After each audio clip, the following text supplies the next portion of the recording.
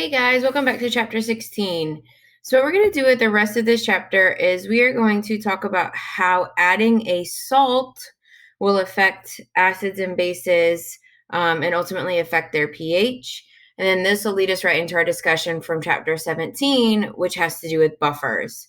So think about this salt piece as acquiring skills or putting tools in our tool belt to use in chapter 17. I will say that this is a skill that is pretty difficult. It's something you'll have to spend a good amount of time with in order for it to actually sink in and you can understand it. So acid-base properties of salts. So first and foremost, what is a salt? Well, salt is going to be any ionic compound, so water-soluble ionic compound. Just as a reminder, hopefully you know this by now, but ionic compound is a metal and a nonmetal, or it can be a metal and a polyatomic ion like we see here. This is our polyatomic ion. Okay. The other thing that needs to happen for a salt is it has to be ionic and it has to be water soluble. So when we put it into water, it'll break apart into its ions. Okay. Then we're going to look at how these ions affect the pH of a solution. So we see that here is our compound. We've got the sodium, and then we've got the HCO3 or bicarbonate. Okay. We see two ions in solution. So we're going to see this sodium ion, and we're going to see this bicarbonate ion. The only one that has an effect on the pH is this bicarbonate ion. Okay. So the HCO3 in their presence of water will act as a base. So it will accept a proton, and then water in this case would act as an acid, and it would donate its proton. Okay. So sodium is still in solution, but sodium is just going to be the spectator ion or the counter ion. It's not going to do anything. It's just going to sit back and enjoy the show. It doesn't affect the pH at all. And we'll talk about how I know that and how we can predict that in the coming slides. Okay. So the only ion that has an effect on pH is this guy. So ions do not exist by themselves. They're always paired with a counter ion. So we won't experience this HCO3 ever by itself. It will always be paired with something else to make it a neutral compound. And that's where we have this sodium is its counter ion. So we'll always see it as a salt, as a neutral compound, put it into water, then we can decide how that's going to affect the pH. Okay. So the general steps to determining if it's going to have an effect on the pH or not are as follows. So we're going to spend a good amount of time on each of these. This is just your introduction, and then each one of them has at least one or two slides. So a cation from a group 1 or a group 2 metal will be neutral. So that's where we saw sodium here. That's a cation, so it's a positively charged ion. It's a group 1 metal, so it will be neutral. It will have no effect on the pH. Okay. Cations that have a charge of 3 plus or more. Cations that have a charge of 3 plus or more, and these, of course, will be from the transition metals, will have an acidic effect on the pH. So when we add the cation to water, it will behave as an acid. Water would behave as a base, and it would cause the pH to go down. It would cause it to have a more acidic pH. Cations from weak bases will also be acidic. So again, group 1, group 2 were how we typically identified a strong base. So if it's anything other than group 1 or group 2, likely it's a weak base. And then that cation would have an acidic effect. Anions from strong acids will be neutral. So how do we know if it's a strong acid? Remember the big 5.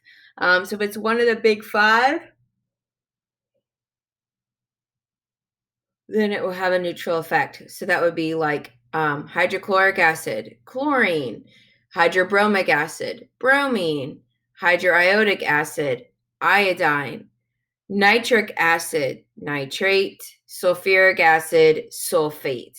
So any of those ions that I mentioned will have a neutral effect, or they'll just spectate or watch.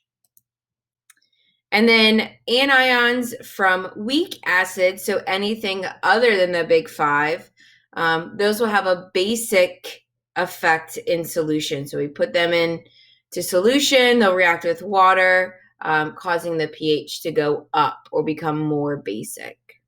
Okay.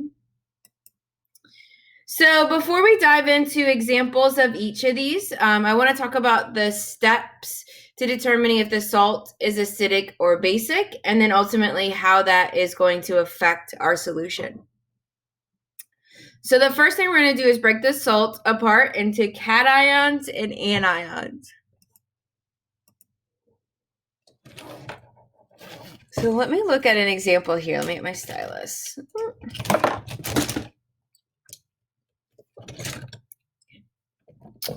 So let's look at that example from the beginning of our slideshow. So let's look at that NaHCO3. Okay. So step one is to break the salt into its cations and anions. So the positively charged ion is sodium.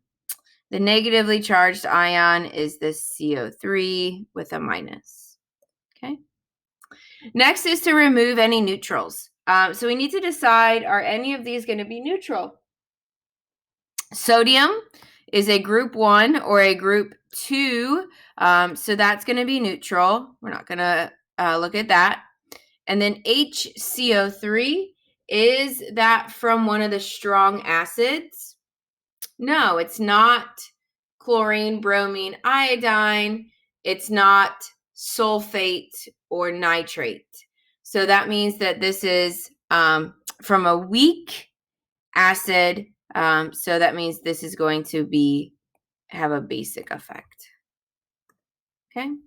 And then determining how the ion will affect the pH. And I already did that. It's going to have a basic effect.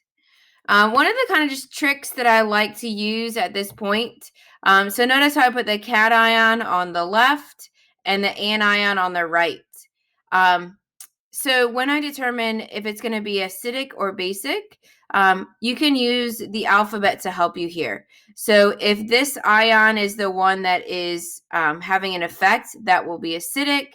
And if this ion is the one that's having an effect, that'll be basic. So A, B, alphabetical order, these will always be acidic and these will always be basic if they're not neutral. So just a little tool or trick or tool of the trade. Okay. So here's another example. So why don't you pause the video, walk through these 3 steps and see if you can determine how the ion will have an effect on pH.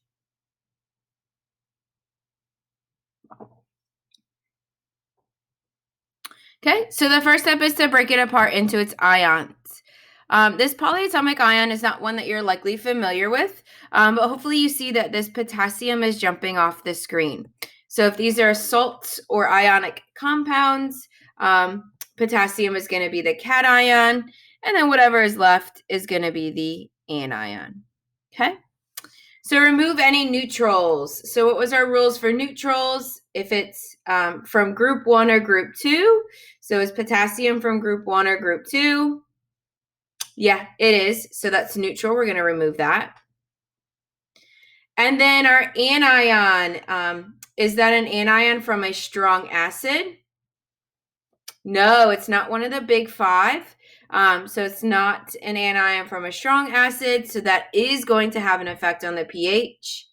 And if we use our A, B, helpful hint, this is going to have a basic effect, or it's going to cause the pH to go up.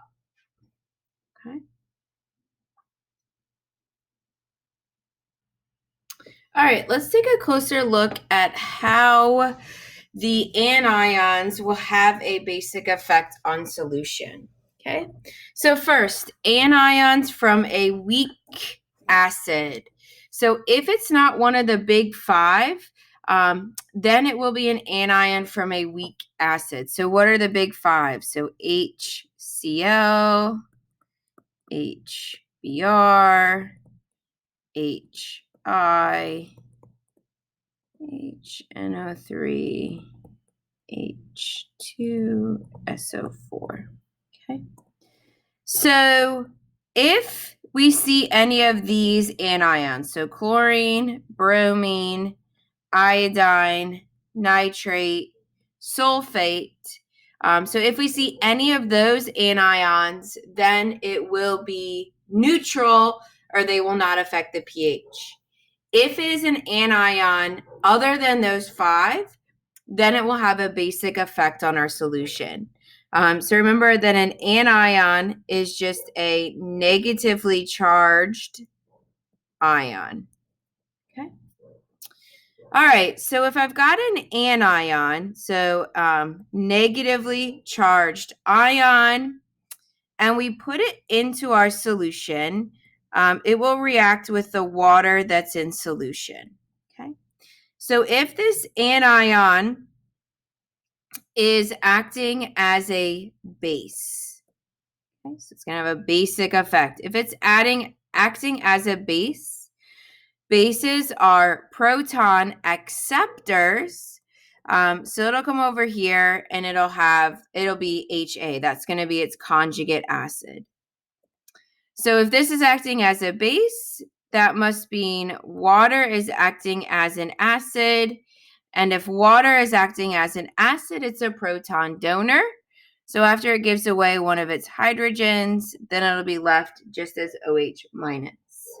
So here's how we see that this is acting as a base. So we'll have a basic effect. It's going to increase the concentration of hydroxide. And by increasing the concentration of hydroxide, that's going to lead to an increase in the pH. So the pH is going to become more basic. And this just steps you through the same process.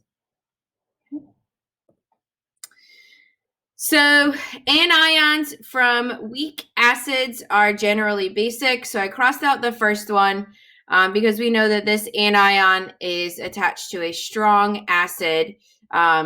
So that will be a neutral effect. But here's just some examples. This one should be crossed out too.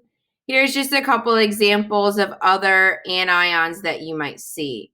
And again, remember that we're not going to see these ions just by themselves. We're going to see them with some sort of counter ion. So we may have sodium fluoride. For acetate, we may have, we keep it basic, lithium acetate. Okay.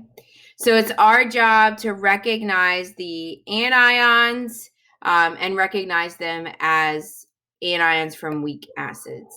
Okay, so that is going to take a little bit to get to acquire that skill to be able to start to recognize those. Okay.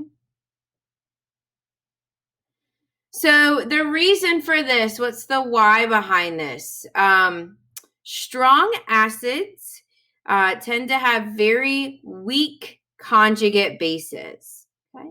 So if we find our strong acids, which are up here in the top category, if we look at the conjugate base, what we see is the bases are very weak. Okay.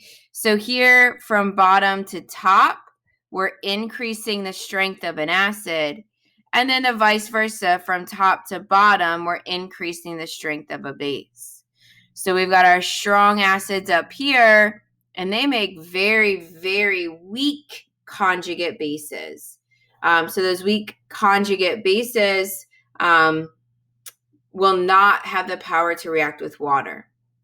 If it's a weak acid, so here is just a list of some of the weak acids, what we'll see is that their conjugate bases are still weak, but at least they are strong enough to react with water. Okay, so they're strong enough to react with water to act as a base.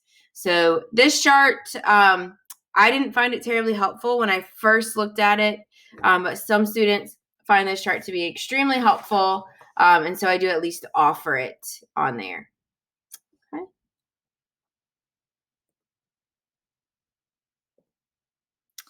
All right, the next category we're going to talk about is reactions of cations.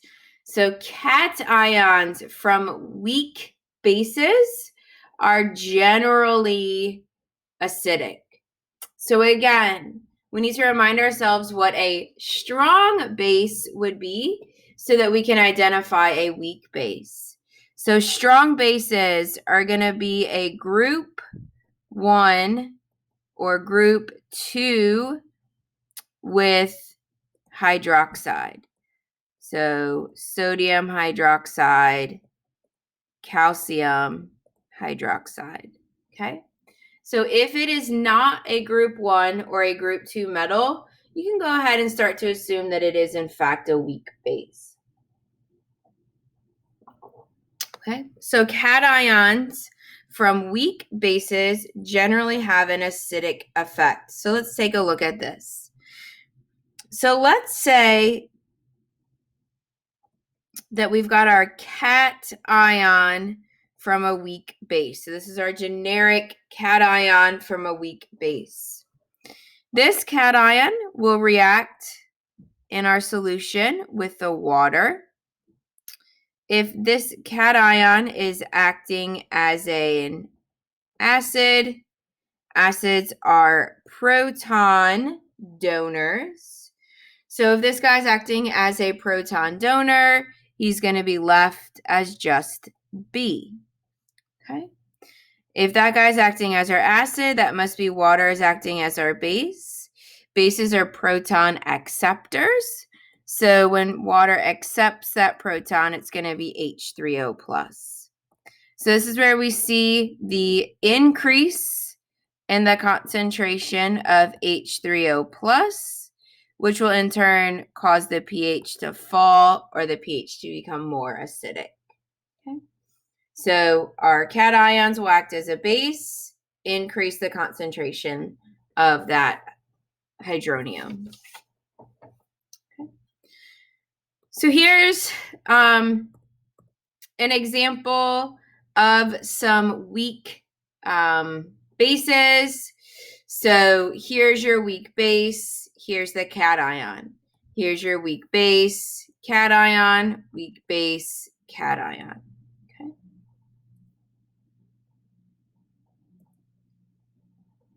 All right, and then the last one that's going to have an effect are cations that are very small and very highly charged.